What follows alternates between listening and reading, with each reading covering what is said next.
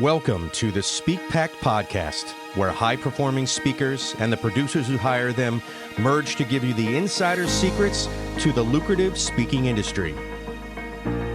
Antoniette Roze, your podcast host and celebrated speaker agent, unveils insider success strategies. Discover a nexus of thought leaders and bookers, maximizing your potential in each and every episode. Your ticket to ultimate speaking success begins right here. Catch the transformative insights waiting for you on the SpeakPact podcast. For this week's episode, we're doing something a little different. What happens when experience turns into perspective and perspective into something worth sharing? We're taking you behind the microphone to hear Antoniette as a guest. On a podcast show, some conversations reveal a side of someone we don't always get to hear. This one is a goldmine of great insights and lessons worth carrying with you. So settle in. Antoniette Roze, thank you so much for being our guest on the Mike Litton Experience. Like we talked about before we hit record, everybody has a story, and our passion is to help them tell it. So with your permission, we're going to start with where you were born, go up to today, and then we want to talk about these amazing things you're doing with speakers and how you're helping people to succeed at such a high level. Thanks again for being here. I'm very thrilled to be on the Mike Litton Experience. I'm a fan. Thank you for having me. So where were you born? LA region, Yeah. so Los Angeles, California region. And kind of early on, I was abandoned by my natural born father. But the man that I came to love as my father passed when I was about 8. And from that point on, it got pretty tumultuous. We wound up in Oregon for a while, got a little crazy after that. Yeah. So growing up, who was the most influential person to you? My mom, Yeah. hands down. Yeah. What was it about her that was so influential? Her devotion, her tenacity to not make excuses. So she had a 5th grade education. She actually wound up rescuing her own siblings, of which she had 9. But the ones that she could rescue in New York were very Italian and had a very crazy Italian family. And at, I think she was 13, 14 years old, she basically rescued them, started working, pretty much raised them with one of her brothers. And then, like I said, my dad passed, and with a 5th grade education, she raised us children on her own, and never made excuses. She refused to get on government assistance. I'm not saying that's a bad thing, but she didn't want that for us. Yeah. So she would work multiple jobs, and she just never gave up. She was actually offered, different people would come along wanting to adopt my sister and I, or my brothers. And she was determined to raise us, and she did a beautiful job. That's awesome. Where did you go to high school? I went to high school in Northern Nevada. Do you want me to say specifics? I was the very it's okay. first graduate. No, it's okay. It's up to you. So did you have a favorite subject in high school? English. Yeah, I've always loved the written word, the spoken word. Did you have a favorite teacher? I had a least favorite teacher, of whom I know her name still. Well, I wish she least favorite. Mrs. Elsky. Okay, I was Yeah. not great at math, Yeah. and she made it very known to the class over and over. That's not good. You know, well, one of the things that we love to talk about here is education, and specifically how teachers have had an impact in our lives. In my high school education, I had somebody who just completely changed the trajectory of my life to make it something that I never imagined it would be. And it's fascinating to me how teachers can have that impact. They can also have a negative impact, like Mrs. Elsky did. But yeah, it's remarkable to me. My mother-in-law was a teacher for 30 years, and I just admired her greatly. Still do. Okay, so after high school, where did you go? after high school, I pretty quickly found myself a young, pregnant gal. Mhm. So I put off college for a little while, but I knew I wanted college. So what I did was I would flag, if you know what that is. So construction, I would be the person holding the big stop sign. Mhm. I would do that during the summers, so that I could raise my son during the year and go to school. And so I Wow. did that for several years, got myself through high school. I'm sorry, through college, Mhm. and then got a pretty amazing internship in Texas right after college. And that's how I wound up in Texas. So, where did you go to school for college? It's the University of Reno, Nevada. Mhm. So Northern Nevada. Yeah. I studied business, computer information systems, when you had to actually put code in. Does anybody know what DOS is? To just turn on the We're computer. dating ourselves. We're dating We are. ourselves. I still have floppy disks. I still have the Yeah, big ones. right. Yeah, they used to be really big. Wow. So got in on that pretty early on, and I studied PR and marketing, computer information systems, and business management, double major and a minor. Um, didn't know exactly what I was going to do with that, but I did know ultimately what I wanted to do. I just Right. didn't know how I was going to get there. Okay. So, what was it that you knew you wanted to do? I wanted to make sure that people could find the solutions they're laying awake at night praying for. And I knew that that was through the power of voice, even as that window seemed to close because the advent of the internet, and right, Mhm. we've got the Library of Congress, the world at our fingertips in our pocket. That actually has created a whole nother problem. And the other problem is it's too much information. So we Yeah, went from not enough information to to too a much fire hose. information. Yeah, It's just like too many ingredients in a pasta sauce. right. It doesn't taste like mama's pasta sauce anymore, Yeah, right? So, do you want me to go back to why this was important to me? absolutely. So I told you my father passed away pretty young, Mhm. and I found myself, I didn't know that it was connected then, but I'm pretty certain now it was connected. 2 years later in late stage cancer as a kid. Mm. Um, but what was interesting is after my father passed, we were in and out of foster homes. We were living in a tent for a while. There was got kind of crazy.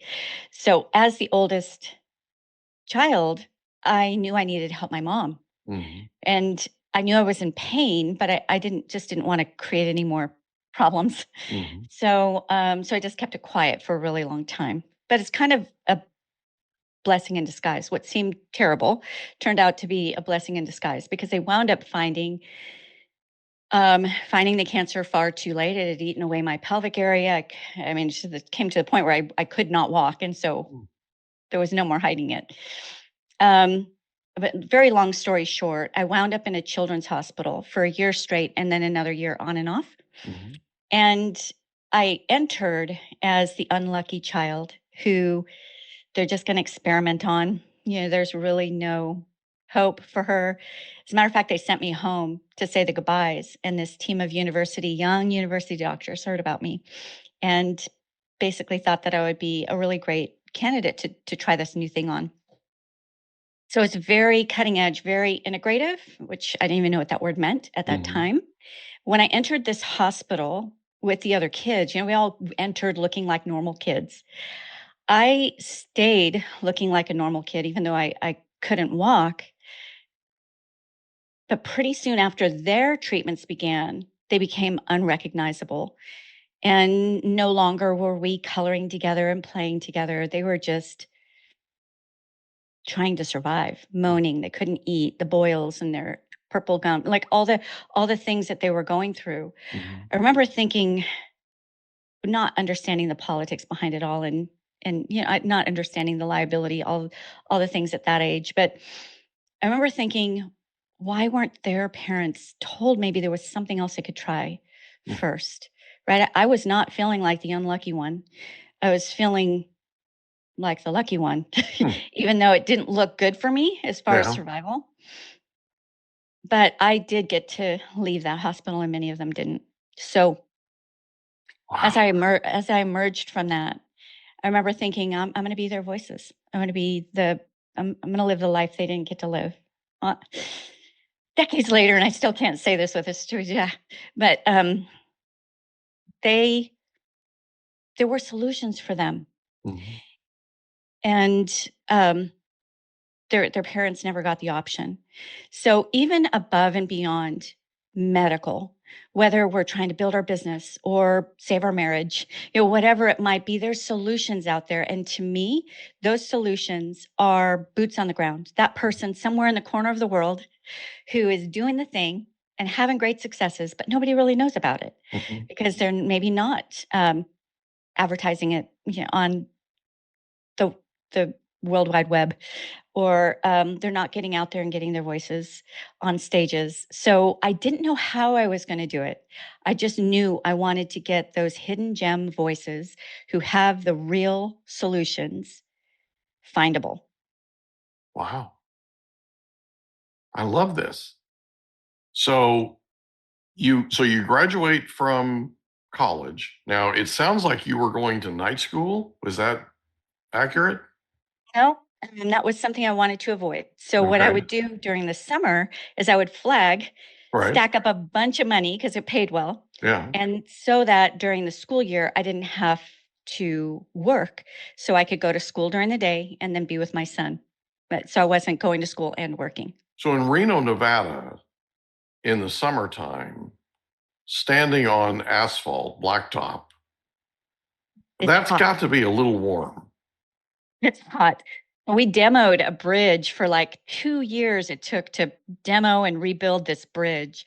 It basically was my home every summer for 2 summers, and it was extremely hot, but I will say 95 degrees in Nevada does not feel like 95 degrees in hot, sweltering Texas. Yeah. It is a drier heat, Yeah. and your body adapts. We're fearfully and wonderfully made. Like, you just kind of adapt.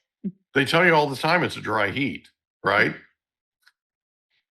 It's a dry It heat. It might be it is. 125 in the shade, but it's a And when dry you're heat. when you're in Yeah. your 20s, like, it's all okay. I don't think I could do that these days. Yeah.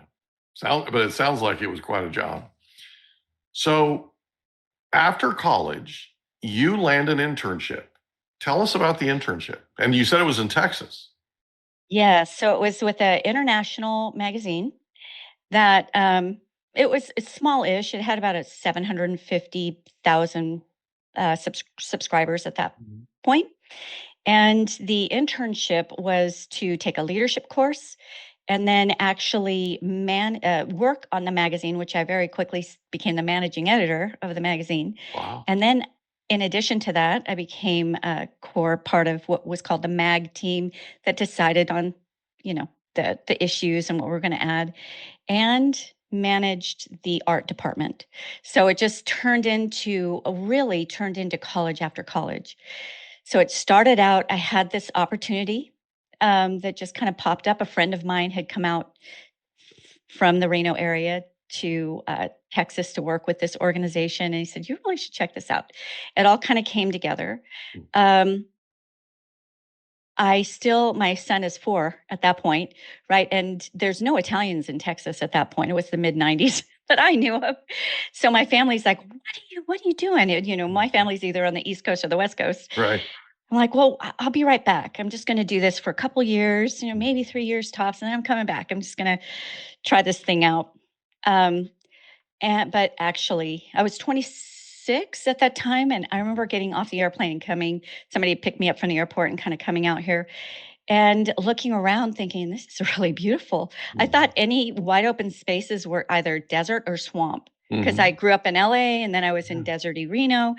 I didn't realize we were like these gorgeous places. I remember saying to the gal who picked me up, people need to tell people that this is out here. She said, no, please don't. And this is where in Texas? This is East Texas. So it's about an hour and a half east of Dallas Okay. area. Okay. Well, there's Gorgeous, a rolling, lot of trees there. big oak trees, Yeah. wildflowers, Lumber's beautiful. actually an industry out there. Yes, it And is. it's beautiful, by the way. It's lush and green and Yeah. nothing like what you think of when you think of West Texas, where it's or the desert, right? Where it's just Yeah. completely flat and really dead and right. It's Yep. really something. It is. I've fallen in love with it. So, of course, every year I go back and visit family in California. And I always thought I was a California girl. Was never, that was just the thing. But I go back and I can't wait to get back out here. It's like a breath of, I can breathe. I love visiting with my family. And as a matter of fact, this week, I'll be heading to Tahoe. And I spend about a month to 2 months out of the year in Tahoe. I mean, that to me is a heaven on its own. But as far as LA and, Reno, those kinds of places, I'll visit people, but then I want out. Yeah. I don't think it gets prettier than Tahoe. I No. don't. It's just absolutely gorgeous. Not to mention the water, right? Not to mention how pretty it is. Crystal, it's just so healing. So my son, it just happened to be just very adventurous, and he's traveled, backpacked really 18 or so countries. Wow. And when he decided to settle down with his wife, I mean, out of all the places he's been, they chose to buy some duplexes in Tahoe and make that their home base. They call it Tahoe. Yeah. I'm very glad they chose that place because now I have a really big excuse to spend significant time there each year. I love that. Do not love East Texas summers, so it just works out perfectly for me. Yeah, that's awesome. Kind of the best of all worlds. Yep. So you go to work for this magazine and you work for them for how long? For about 4.5 years. The job morphed a little bit. The actual, funnily enough, the magazine closed down. Well, not closed down. It left East Texas and reopened in Central California. Mm-hmm. And they offered me to come, and I'm like, no, I think I'm going to stay here. So at that point, I began working with international college called University of the Nations, their School of Writing, and then slowly transitioned then to opening up my own company. Wow, that's cool. So what's the single most important thing you learned working for the magazine? Time management, how to juggle. You wore a lot of hats, right? Yeah, and so you can have the knowledge of how to do the job. It's really managing and prioritizing what comes first, what comes second. That's probably the biggest, and also just the hands-on work. Yeah. When you're in college, it's all it looks great on paper, but then when you actually start doing the thing, it's a whole different ballgame. So it was a great kind of bridge from college to becoming a business owner myself. It had all those particulars in between.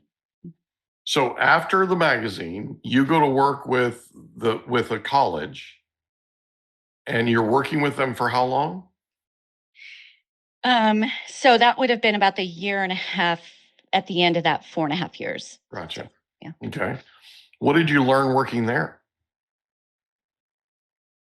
How to gently correct, if that makes sense. So people, when they write something, it's their masterpiece. And you have to gently show them that there might be a little bit better way. And of course, this is way before AI and where everything is painstakingly handwritten. So how do you let a would-be author know that there's a lot more work that they need to do when they think they've already got it, they got their masterpiece down. So really, that kind of civil way of correcting and guiding, even mentoring to a certain degree. So kind of managing egos. Yes. Yep. So a lot of people don't realize that haven't written something, right? How emotional it becomes. Like you pour yourself into those items, right? So one of the things that it seems like holds people back from writing a book is it's such an emotional experience, and then their emotions are on paper in written form, and they're out there for people to consume, and you're sort of almost exposed. You're almost opened up to the world and all the wonderful opinions that the world might have. Would you agree with that? Absolutely. And how do you keep people from being married to what they've created so that Right. they can get even better. Right. So that was really something that was critical that I learned back then that serves me very, very well as I work with speakers because it's kind of the same thing, right? They've got their signature talk. They've got it all nailed down. As a matter of fact, I'll share this really quick story if it's okay. Absolutely. So I recently spoke at the no, I'm sorry.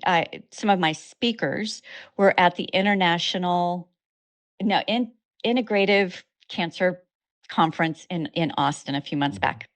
And one of the speakers was an amazing doctor out of New York who has really figured out some integrative ways to work with oral issues. Mhm. And he was really excited about having met me and talking a little bit more about me, helping him get on more stages, all of that good stuff. Mhm. And so after his talk, so I made it a point to see his talk, and I was interested anyway. He sent me a little text. How'd I do? Right. He had standing room only. And the MC actually had to literally pull him off the stage. He had asked 4 times for him to stop. So you would think there was really nothing that he would need to do. He's got it down, right? But what looked like success was actually where he really needs improvement. And that is too much too soon, right? Mhm. Our grandmothers, our mothers have told us, don't French kiss on the first date, Mhm. right? Just give enough, just give enough to move the ball forward, but then have them come to you. He gave it Mhm. all. And it was fascinating and interesting. But had he, one new client for him is probably worth $50,000 or more Mhm. because he's not inexpensive. Um, so had he just given maybe up just enough for somebody to know there are some solutions outside of what might be the norm that somebody might be uncomfortable with, then he could have a call to action. He could say, let's get on the phone for 15, 20 minutes, or come to this remote workshop that I'm doing next month, whatever it might be. Mhm. Bring them to your territory because that's where you can serve even larger, go a little bit deeper, but then make that next call to action. And that room could have been a 7-figure room for him, really Yeah. worked right. Especially since it was an unpaid engagement. I'm sure he got clients out of that room, but I really believe he could have 5x'd it by giving less information.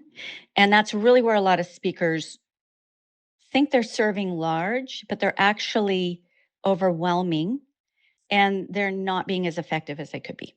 So you're kind of going backwards, it sounds like. Right? Even though you're sort of deluging them with information and you're adding what you think is a ton of value, like the average, I just heard this the other day from one of our guests. The average attention span in the US is like 8 seconds. So if he went on and on and on and on, he probably lost a large portion of that room. We're interested. We're just overfed. What Yeah. do you do when you're overfed? It could be your favorite dish it could be your grandmother's pasta. It could Yeah. be her ravioli, right? That you just love.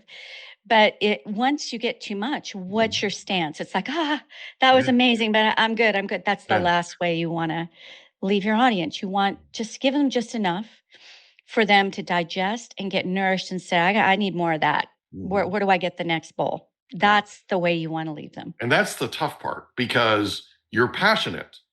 You're good at what you do. People tell you all the time how good you are at what you do, right? And so when you get up in front of these people, you want to just pour into them.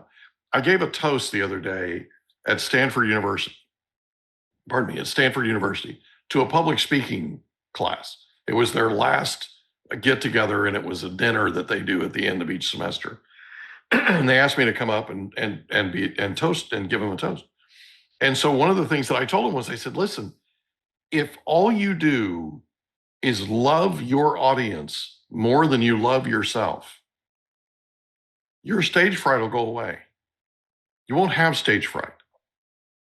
And it sounds like what he was doing was really loving his audience more than he loved himself.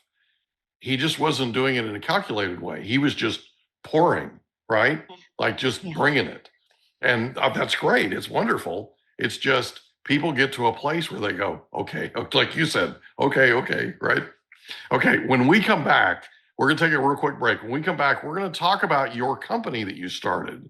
And specifically, we're going to talk about the amazing things that you're doing to help speakers to succeed at such an amazing level. We'll be right back. Did you know there's an app that has no side effects that allows you to use sound waves to tell your brain what you want it to do? It's called newcalm.com and it's amazing. It literally uses sound waves. If you want to tell your brain to go to sleep, if you want to tell your brain to recover, if you want to tell your brain to put you in peak physical state, if you want to tell your brain to focus, if you want to tell your brain to take a power nap, you can do all of these things and more with newcalm.com. Go to newcalm.com today, promo code Mike15. Newcalm.com, promo code Mike15 for an extra 15% off. Go there today.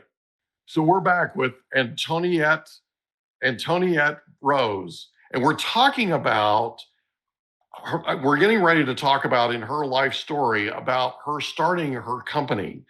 And specifically, we want to talk about number one, why you started it. Number two, how that process has gone, right? And what you're the most proud of. So you started your company when was it? How long ago?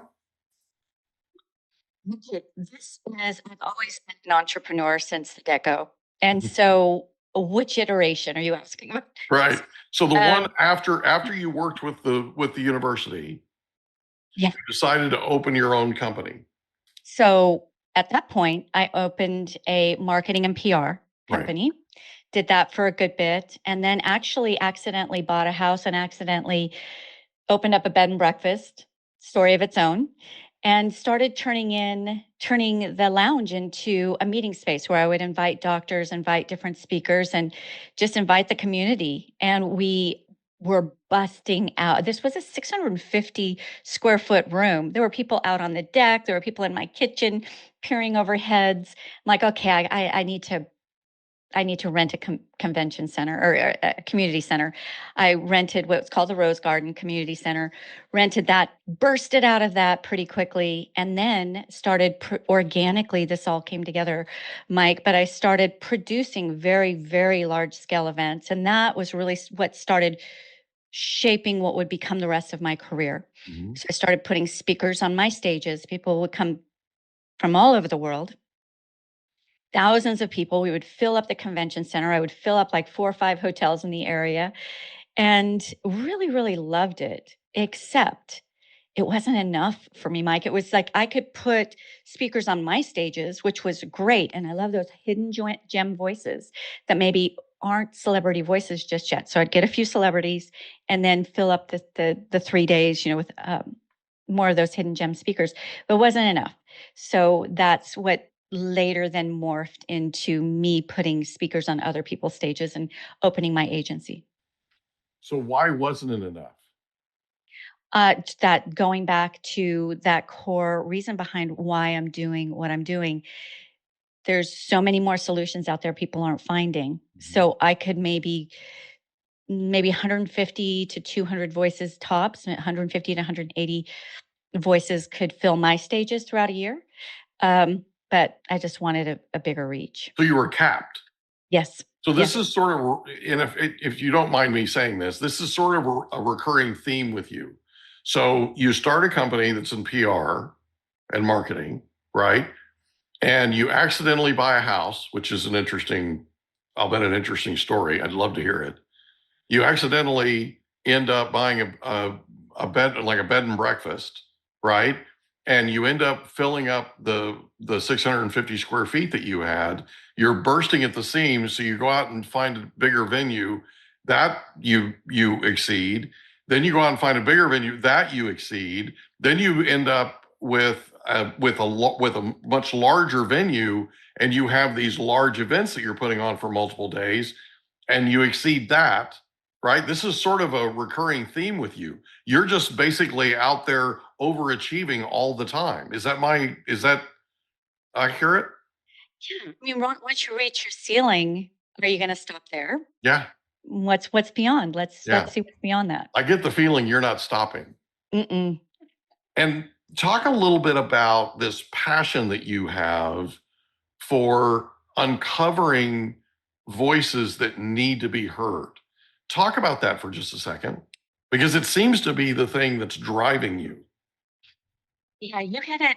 You hit the nail on the head earlier when you said people they get on a stage or they write a book. However they get their voices out there. You see podcasters doing this all the time. They give too much, thinking that they're serving larger, and that's just not the case. So I saw that when I made the big shift from being a producer to then being an agent. I never loved the typical agency model when they were the ones coming to me to put their speakers on my stages. And I hated it even more when I was the person doing the thing. And that is, maybe you and I are both out there speakers. You're a $20,000 on average, a $20,000 speaker. I'm still maybe at 15,000. And the agent is going to first and foremost push you to the different gigs while I'm sitting on the bench waiting for you to say no to something, right? So that I can get my chance. I don't love that model. And you also, Mike, you never own your company. You never own your business, because if you ever leave that agency or group of agents or agencies, you leave without the relationships, without the know-how. You leave without anything. So slowly but surely, I figured out a formula that can serve both ways, meaning get speakers on stages, but also give them the ownership that they deserve.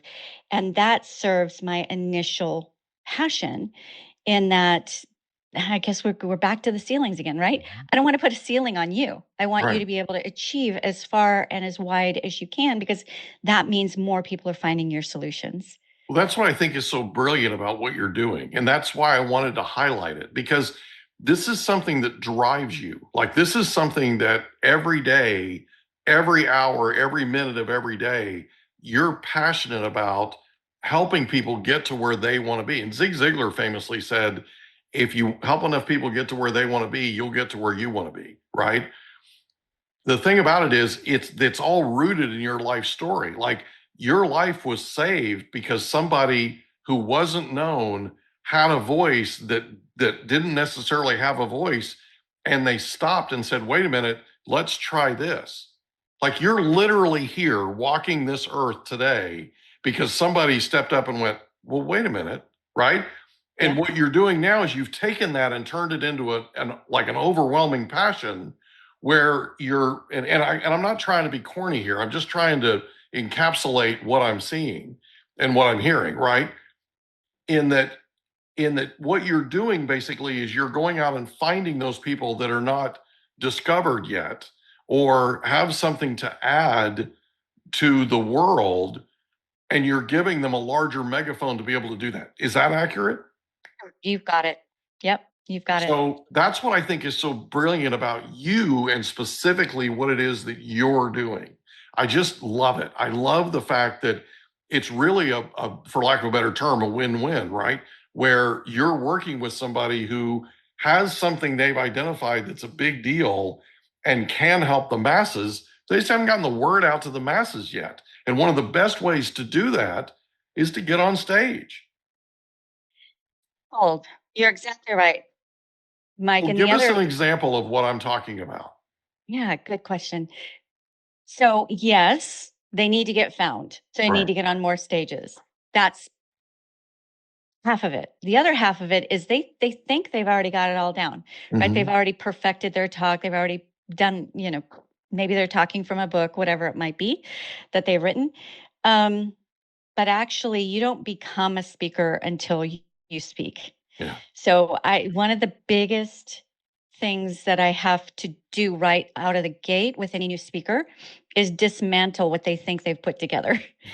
Because once you're out there speaking, that's when, in a good way, this. right? We're going to tear it apart, and then we're going to put it back together again. This is awesome.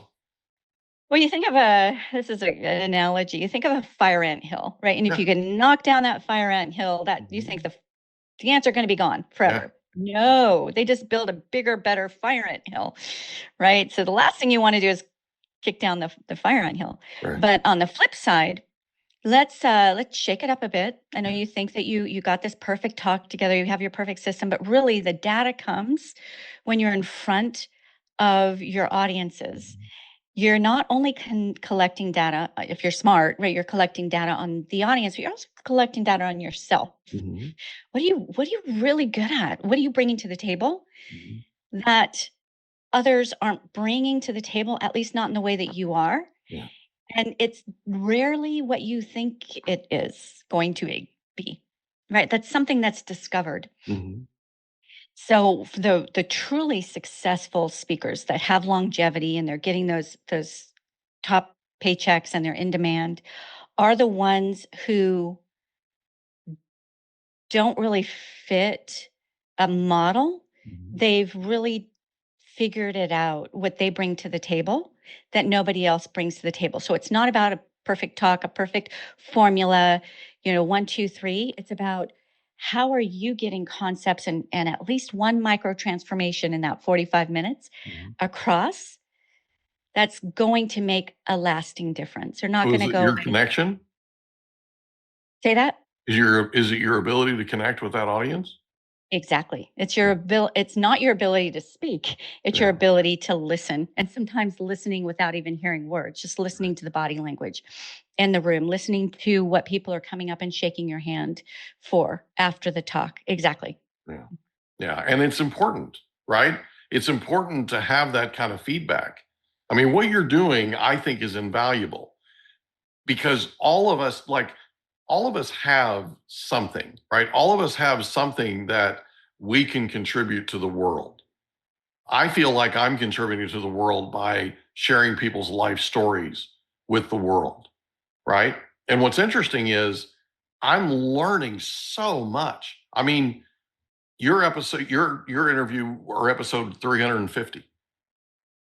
There are all those life stories we have now as part of our lexicon, like part of, right, that we've shared with the world. We're now in 64 countries worldwide.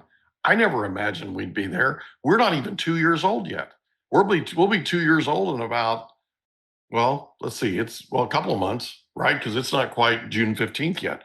So or July 8th. So it's July 8th, June 15th. That was good. It's not July 15th yet. So we're not quite 11 months old. That's crazy. Really remarkable. And you have hit the top 0.5% of over 5.5 million podcasts. So what that means, Mike, is you're striking a chord. People want to hear about other people's journeys, but in the way that you deliver the experience. I love that your name has experience in it because it really does fit you and your model. And I don't know if it was just dumb luck or if it was something you really planned out, but sometimes you can't plan these things out. You just do the things, you find your unique voice and that transformation that just kind of organically happens because of your intention and your approach and the space you create for people to find their own way So in your story. do you mind if I share this with you? And this isn't about me, this is about you, but I used to teach for a local real estate company and real estate office. And the person that was running the office that had me come in and teach came to the first class that I taught. And afterwards he said, we can't call this a training. I said, okay. He goes, we really can't call this a class. I said, okay. He goes, this is an experience. He goes, you bring so much, like, right? You remember that you were talking about the doctor that brought too much, right? Yes. That, it's kind of ringing true here. So I bring everything I have, like, right. And he said, we're going to start calling this the Mike Litton experience. And he said, and when you have your own podcast, I want you to name it that. I'm like, done. That's literally how we came up with the name. It wasn't even named by me. It was named by a manager of an office. And to this day, when they bring me in to train, they call it the Mike Litton experience, and he's teaching whatever, right? Mike Litton experience presents, whatever, right? So kind of cool. But the life story thing came from the fact that I just dig people. I know you can't tell because I hide it well, but I really love people. Like I love getting their stories and I love connecting with them and finding out things. Like one of the things that I love is finding out things that nobody else has ever found out. Right? Like I love that. I love people getting up from an interview with one guy got up from an interview with me and he goes, "When's this going live?" And I said, "It'll be a couple of months." And he goes, "Good, I got to go home." And I said, "What's up?" He goes, "I just told you 6 things I haven't told my wife." It's great. I wasn't aiming for that, just so you know, right? But I love it when we find things out that people have never talked about before because they feel comfortable enough to have that conversation with me. You know what I mean? I just think that's cool. So, okay. Experience. Well, thank you for letting me talk about that for a second. So when you work with speakers and you have somebody that has something that they can contribute that can help the world, right? And they just haven't sort of hit that sort of pinnacle, if you will, where everybody knows who they are, like they haven't gone viral or whatever you want to call it. Walk us through that process. You discover that person. So the reason I'm asking is there are people that are listening to this that are thinking about, that have something, right? They're thinking about speaking. They're thinking about writing a book. They're thinking about getting whatever it is that they have to contribute to the world out there. Like my big thing is the power of questions, like how important questions are in terms of, so the second thing that I shared with the 2 items of value that I shared with the speech class at Stanford, the first one was if you have stage fright, just love the audience more than you love yourself, right? And you sort of touched on that. You sort of have to read your audience. You have to read the room and sort of get a feel for what sort of feedback you're getting, which I think is brilliant, by the way. And then also the other thing that I shared with them, I said, look, I'm going to share with you what I recommended that my kids do, and that is take a word processor program, start a blank document. At the top, in the largest font you can, type "Stay in Curiosity." At the bottom, write "Stay out of judgment." Print it up and put it up where you work. Put it up wherever you work so you'll see it several times a day. And the idea behind it is we just are not curious enough anymore. We don't ask people about them, right? Like when I sit on a plane and somebody's unfortunate enough to, or unlucky enough to sit in the same row with me, like next to me or one seat over kind of thing, by the end of the flight, I have their entire life story, right? And I feel enriched because of it. I feel like I sat with Leon Panetta's former assistant the other day, and we solved all the world's problems so everybody can just relax, right? But I got her life story, and I had a great time doing it. And that flight, by the way, went like that, right? When you find somebody that has something they want to share with the world that they feel will help change the world and improve it, what does the process look like if somebody's listening to this and they decide they want to hire you? Take us through what that looks like. Really great questions. And I almost feel like you read my business model because it's very similar to your kind of mandate: stay in curiosity, stay out of judgment. Those are 2 things that will stop a speaker cold or will accelerate them to where they really want to get, right? So stay in curiosity, meaning if you get your perfect talk and you've got your perfect slides, you don't care about what the audience is really thinking. You just want to know that you're delivering this really good. You're smiling when you're supposed to smile. You're pausing when you're supposed to pause. You're leaning in when you're supposed to lean in. Like you've got the formula all down. Nobody's going to connect with you. And it's not going to land in the way that could be even more impactful and lead to other opportunities, right? As long as you stay curious, exactly what you said about that audience. You don't care if your hair's out of place. You don't care if, I don't know, you put an extra 5 pounds. I'm talking woman talk right here. Put on a couple extra 5 pounds because you know at least one person that in that audience, their life will be forever altered in the best of ways because of your talk. So you're exactly right. You can't get nervous when you're helping someone. You can get nervous when you're focused on doing it all perfectly right. And yeah, Well, you're worried about how you look. You're worried about stammering. You're worried about stuttering. You're worried about all that stuff. People don't worry about that. People that are sitting in the audience, they don't worry about how you look. You with me? They don't worry about if you stutter or stammer. In fact, they actually appeal to that. They actually gravitate to it because you're being authentic. You're being the you that you are. You know what I mean? The thing about it is they care about what you're going to deliver to them. That's what they care about. And if you care about doing that, the stage fright thing goes away. You don't have stage fright. You're just in a love fest, right? You're just loving on these people, and you're absolutely loving the fact that you have the opportunity to change their lives.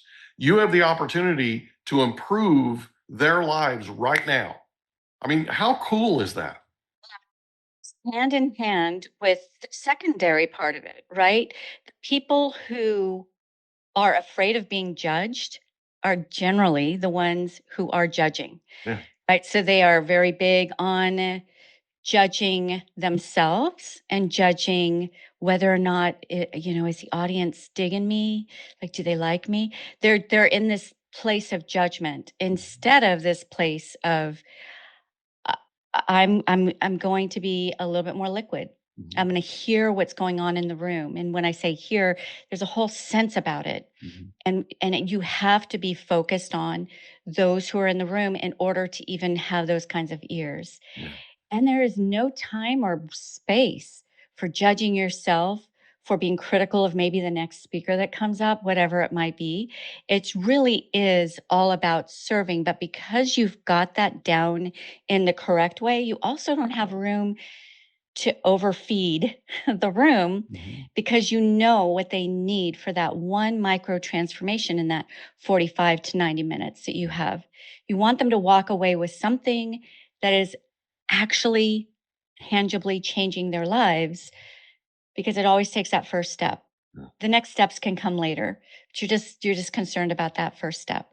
So when speakers get that, their shoulders come down, their personalities come out, the connection with the room is just organic.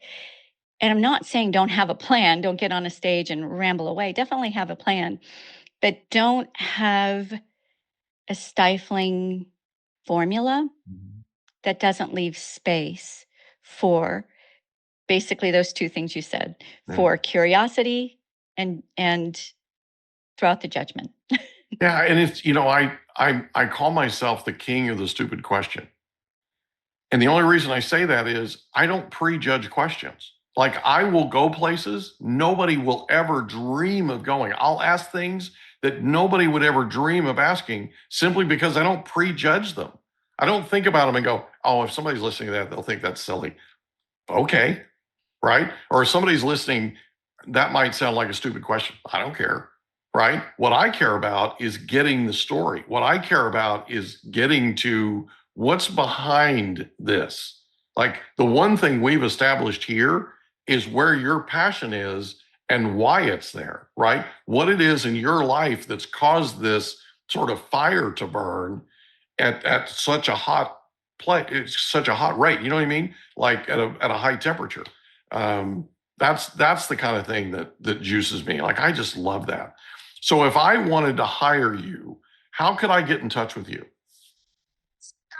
Speakerbooker.com, and you can apply to meet with me. It's not a sure thing, but certainly apply. Let's get some details on you. My talent manager will take a look at it and just see if we're a good fit.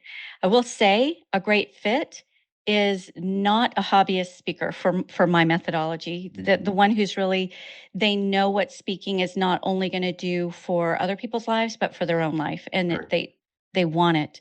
The other way is LinkedIn. I love LinkedIn. Find me if you can spell my name.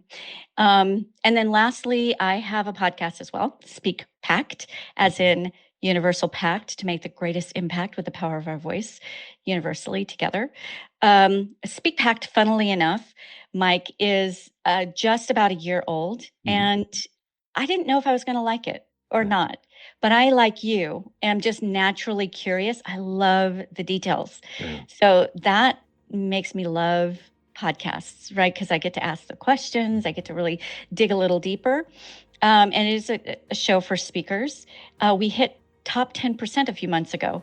And I was shocked because I didn't even know that we had. And, just a year. And so I thought that was a lot of fun. It means that there's a connection happening. If there's no connection, people don't stick around. Once you really start connecting with people, they will find you. Yeah. So think about them more than you think about you, and you can't help but succeed. 1,000%. And it's speakerbooker.com. Yep.